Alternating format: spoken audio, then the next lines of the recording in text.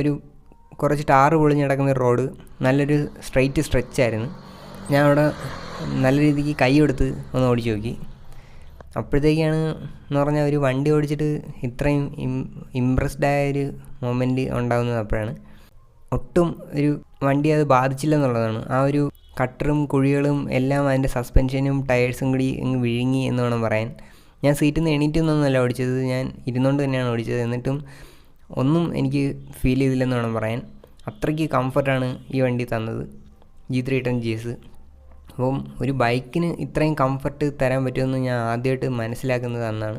അപ്പം ഇപ്പം motor INC ചാനലിലുള്ള Schumi പണ്ട് ഓവർ ഡ്രൈവിൽ ഉണ്ടായിരുന്നു. അപ്പം പുള്ളി എഴുതിയത് ഞാൻ വായിച്ചിട്ടുണ്ട്, ഇന്ത്യൻ റോഡ് കണ്ടീഷൻസിന് ഏറ്റവും പറ്റിയ motorcycle format adventure bikes ആണെന്നൊക്കെ.